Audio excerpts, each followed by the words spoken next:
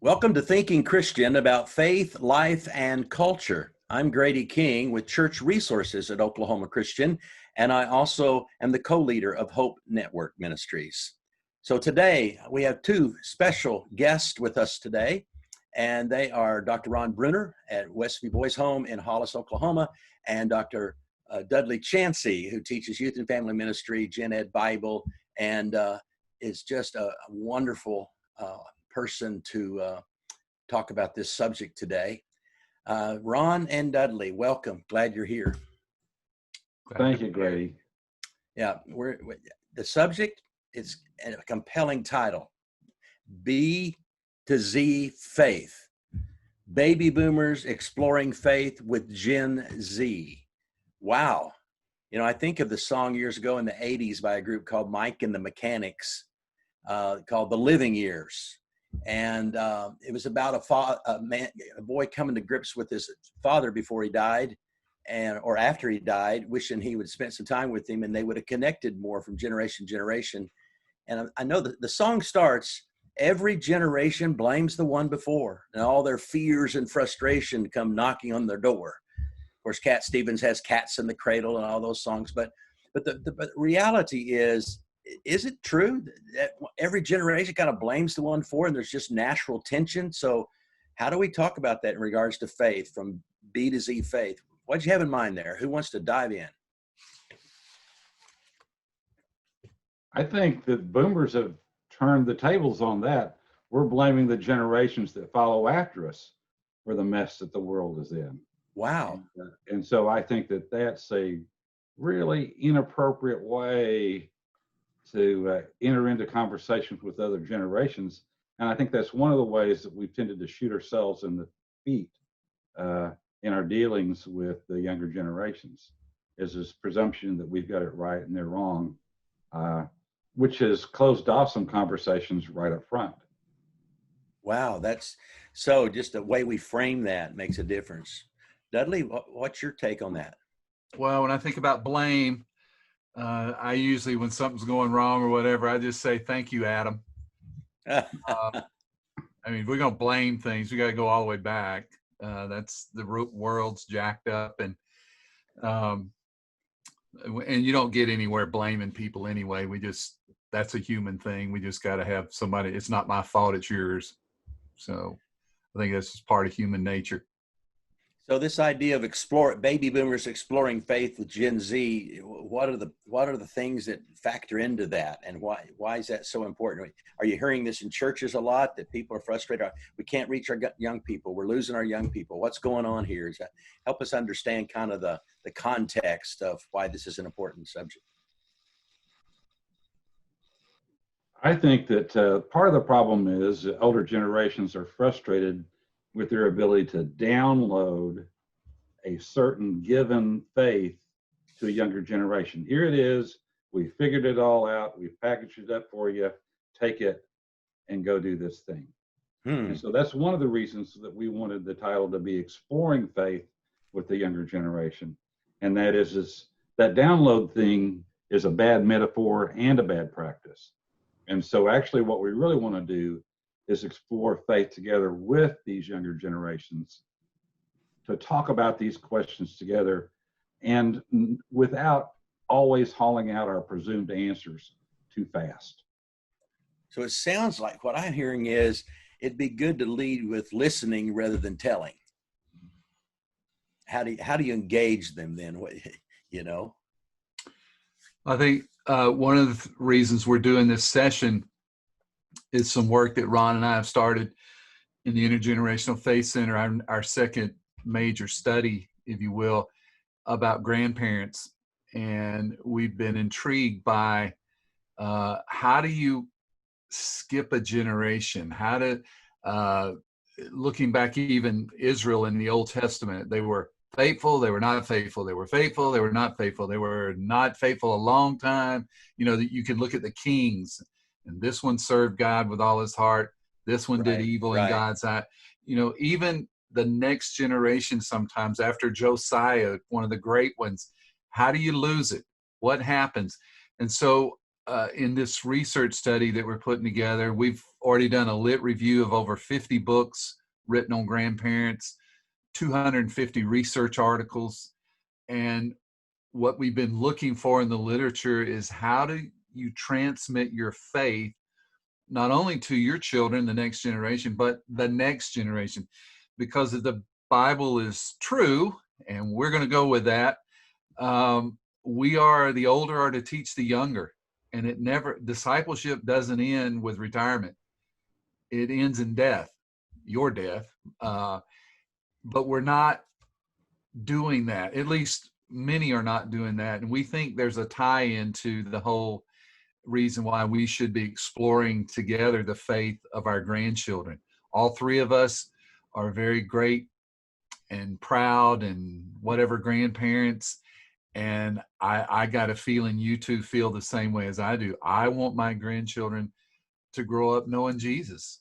Yes, And very much so. so this study that we're going to do is hopefully we'll get into how does this not happen? Why are we even talking about this right now?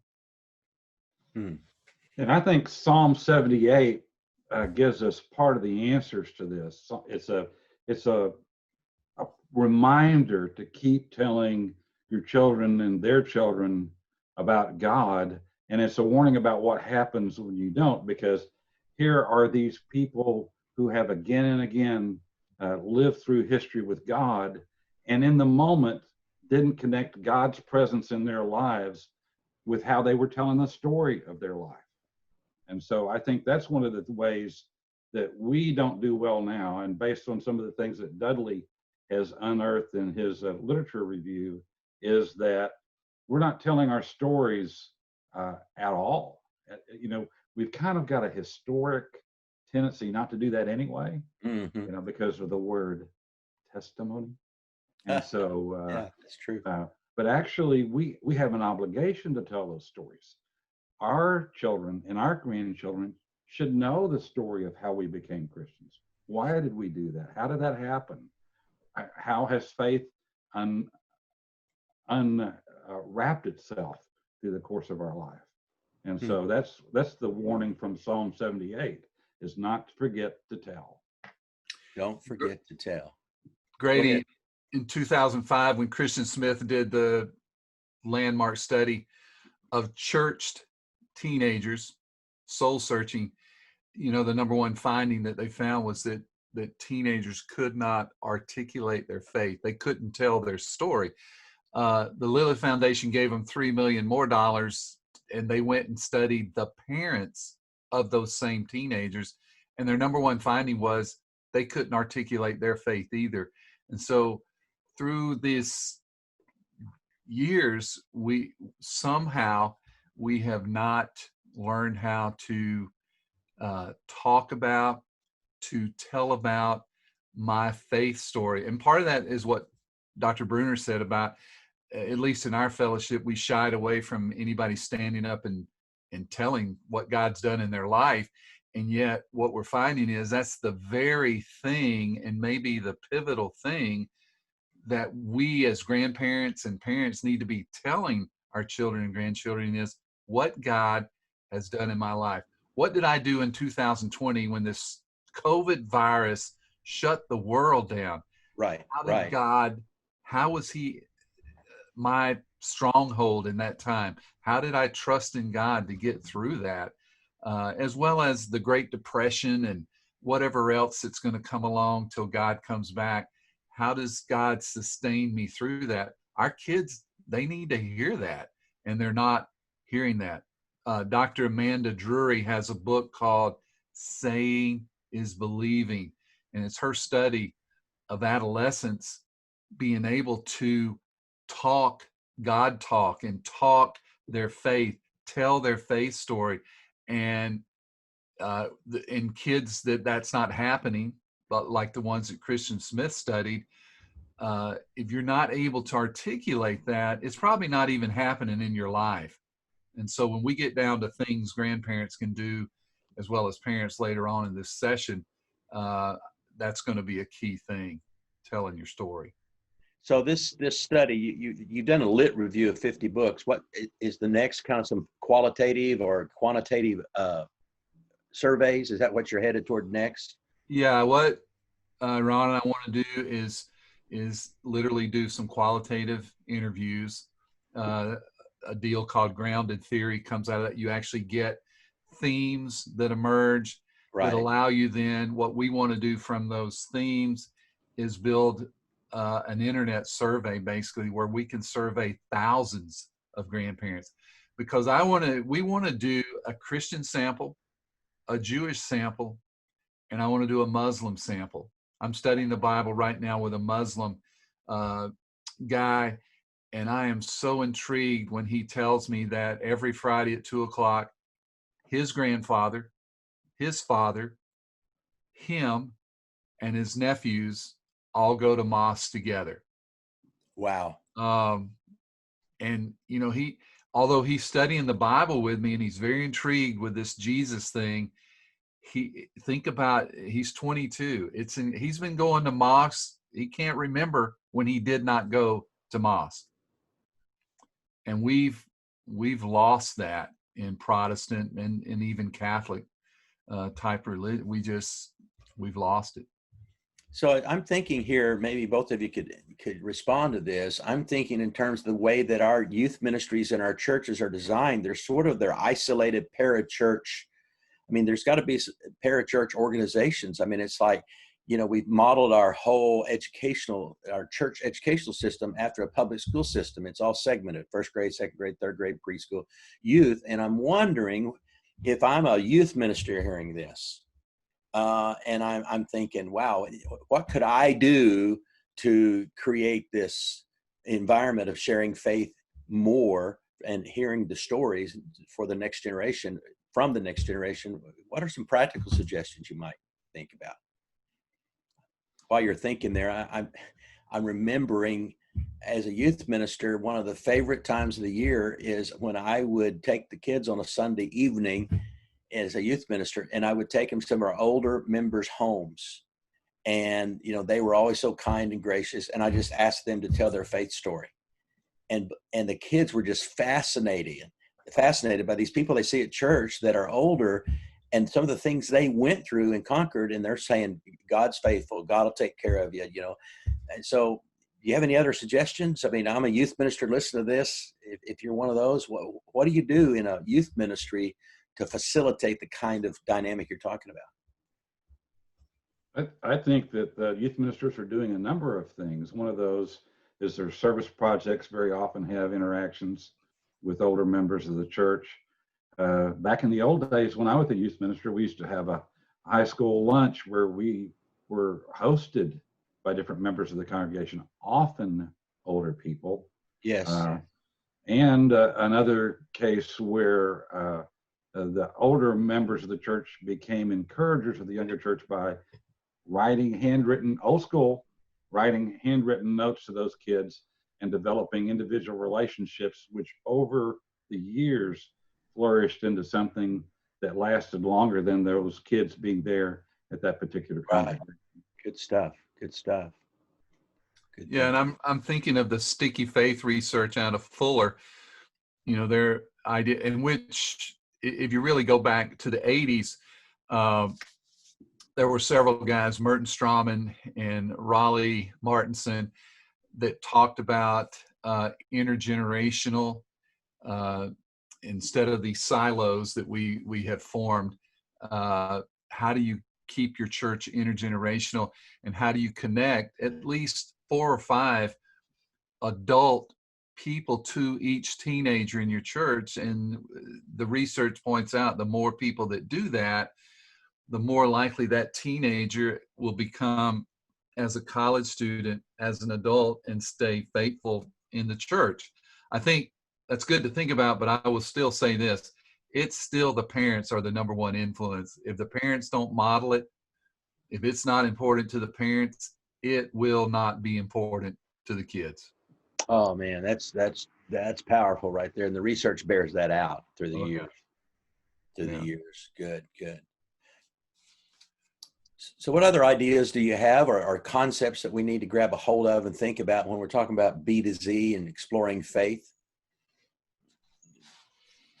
Some years ago, Dudley and I were co-teaching a class where we had the class members do individual projects in their home congregation.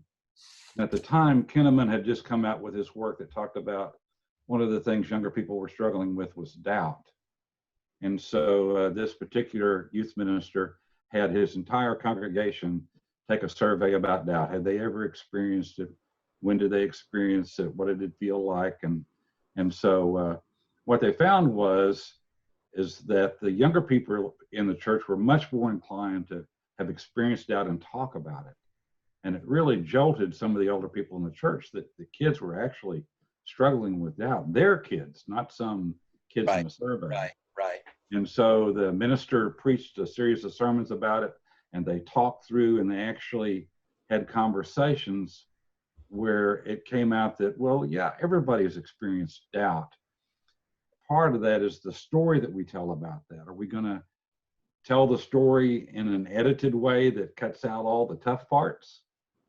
Or are we going to be able to tell the story in a way that talks about the problems we've had too? And those, that kind of storytelling interaction about real faith stuff helps those intergenerational relationships, because that was one of the net outcomes in that little intervention that the youth minister did over that 3-month period.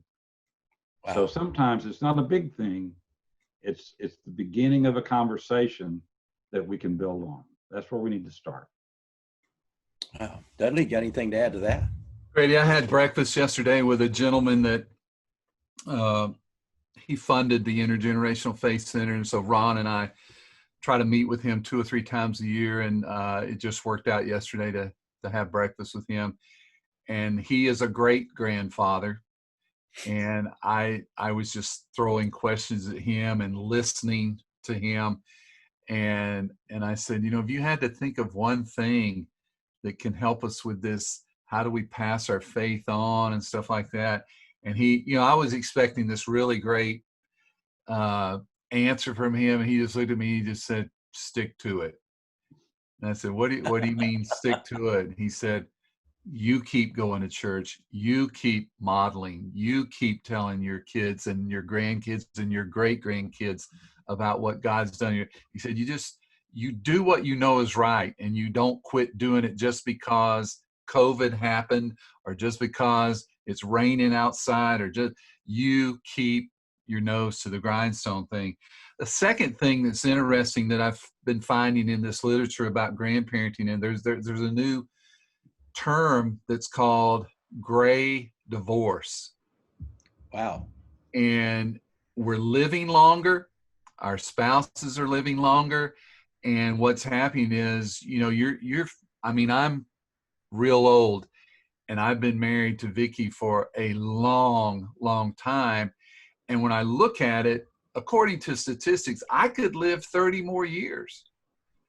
And what's happening is, especially guys are looking at this and going, man, I don't like you anymore. I'm going to go get me somebody else or whatever. And so there's more and more divorce happening with people my age.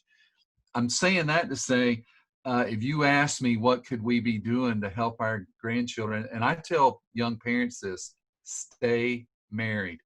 You work on your marriage. If I had something to tell churches and tell elders and tell ministers, you figure out how to help young couples work on their marriage. And now I would say you figure out how to get grandpa and granny back there in the pew, how to get them to not have this gray divorce thing. What can they do? I mean, one of the questions you asked on a piece of paper I saw was what can these grandparents or what can people be doing? We know that baby boomers, of which I think at least 2 of us here are, you may be also, Grady, you might have caught that last, but we're actually, the research shows we're volunteering less because baby boomers don't like menial jobs of stuffing envelopes as volunteering. We want to use our skills that we've developed for 40 years to help the kingdom to help. So when your church comes and says, hey, mow the grass, I'd rather them come and say, hey, could you help us put a network together to connect teenagers with our old folks something that has some meat to it. So that's another thing. And then a third thing that I would say is, from the research, think about this: 3 generations, grandparents, parents, and grandchildren. The parents in the middle are what's called the gatekeeper. And they are the ones that control whether your grandparent can get to your grandchild. If there's a bad relationship with grandparent and parent, somebody needs to suck it up and mend that, do some fence mending, because that's going to matter about your relationship with your grandchildren. If this one's bad right here in the middle, I'm never going to be able to tell those grandchildren about Jesus as much as I want to, because they're not going to let me get to them for whatever reason. There's a new book out called Women Rowing North by Mary Pipher. She's the one that wrote Reviving Ophelia, and she wrote several elderly books that I've used in my gerontology classes. But this Women Rowing North is how do you finish strong in these later years? And there's actually a chapter in there about grandparenting that it's full of regrets that grandparents have because of how they treated their children, which probably influenced their children to be or not be churchy. And so there could be some great, you got 30 more years. I need to have a good relationship with my kids so that I can have a good relationship with my grandkids. So I would say those kind of things are important to think about. And churches it would behoove elders to figure out, okay, we got youth ministry. We're probably knocking that one out of the park pretty much. And we got all these senior people that we do great funerals for or whatever. But if I got 30 more years to live in my church, I want to be productive. Mm-hmm. It sounds like you're talking about relationships. So you got your own relationship with God and how you share that story, and your own relationship with, love God, love neighbor, with your own family, and how you work through those things and what really matters. And you shared some really good resources. And so if you're listening to this, then you will receive the books he's been talking about, the links to those, or where you can find those, the name of the books. We'll make sure everyone gets those. Ron, you have any? We got about 4 or 5 minutes left, but Dudley just kind of brought it all together in some practical ways. So what would you add to that? I'd say that we, especially in this relationship with the middle generation, the gatekeepers, need to remember the power of being confessional. When my kids hit their 20s, one of the first things I did was apologize for the way that I had raised them. I apologized for the mistakes that I made and the fact that they were my learning experience. And so I've also been confessional since then, because in Dudley and my studies, we've learned a lot more about parenting than we ever knew when we actually had kids in the home with us. And so I'm able to offer some things for them to consider, but it's always with the confession that I wish I had known this when I was your age. But at the same time, to remember that parenting is different for them, the context is different for them, and that we need to allow them to have scope there to do what they think is right as a parent. I'm fiercely proud of my kids and how they're parenting my grandkids, and I don't want to get in the middle of that.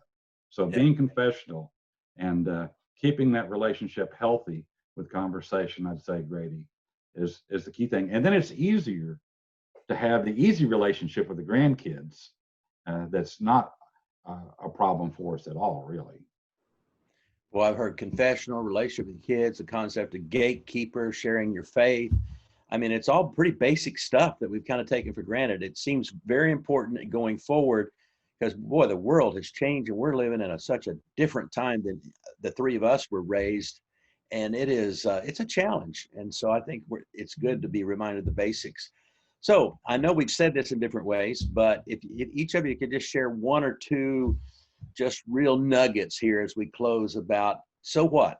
So I'm a Bible class teacher, I'm a youth minister, I'm an elder, I'm a teacher, a preacher at a church. trying to shepherd, lead God's people. What are the nuggets from this conversation about exploring faith with Gen Z and baby boomers? What would you say going away? Well, I would add in all of this thing prayer. I mean, I hope we believe in it, and I would also say, as a grandparent, I pray more for my 3 granddaughters than I think I ever did for my children, because I knew I was raising them perfect, my children. Now my children are raising my grandchildren. They need a lot of prayer, but just like you said, the world we live in, the concerns we live in, and why would you bring a kid into this world kind of thing? And yet they are a wonderful, truly wonderful gift from God, and I enjoy every day we're with them. So I would say, the prayer thing is a big deal. And then just, if I was to tell elders to do one thing this coming Sunday, I would say go to the classes of the young marrieds and tell them, if they don't start reading their Bible and praying at home with their kids will not be in church in 20 years. Guarantee it. I guarantee it. And so the studies, you can go click on anything about baby boomers right now and the next millennials and Gen Z, and the millennials and Gen Zs that are not in church. Every time it's ones that there was not prayer and Bible reading in their home. And a lot of the millennials went to church, but 42% are only going now. And the ones in the 48% that and this is a couple of studies that were done last year, those people did not have that in their home. They kind of went to church once or twice, but once again, if it's not important to you, it's not going to be important to them. So modeling, but doing it. And I think that's, you don't have to be a rocket science to say a prayer and read a scripture at your house. It just says, guys, this is important. We're doing it every day. Wow. Thank you, Dudley. You Ron, don't have to do a devotional. what's your parting word? Nostalgia never gets you anywhere. I just said that. That's awesome. Only hope takes you into the future. And what we need to do is find out what our kids and our grandkids are hoping for and learn how to hope along with them for that new future, because their world's going to be different. That's just a fact. Now we need to let them help us deal with this new world by leading us into a future that can be very much where God is busy and active in the world around us. Wow, that's really good stuff. I love stuff about nostalgia. I've been reading about that in a book called Quietly Courageous by Gil Rendell, and he talks about nostalgia is work avoidance. Nostalgia is work avoidance. We don't want to do the work for the present and the future because we're so consumed with nostalgia, and that's really true. Boy, guys, thank you very much for being a part of this. Let me give you one more book to put on that Bridget can put on the bibliography. It's called Aging. It's fresh out by Willimon of Duke University, Right. And how to age good in the church and have purpose and all that. So it's a great book for all 3 of us to read and others, because it gives you, I think one of the things you lose after retirement is purpose. And there's so stinking much to be done in the church that you'd have to get another job to take a break from it. What we could be doing and volunteering. Boy, that's in good our stuff. churches. Guys, thank you so much for your ministry and what you're doing. And we'll probably have another one of these in the future. And this has been the webinar, Thinking Christian About Faith, Life, and Culture. And we look forward to seeing you in the future. Have a great day. Blessings to you, Grady. Blessings.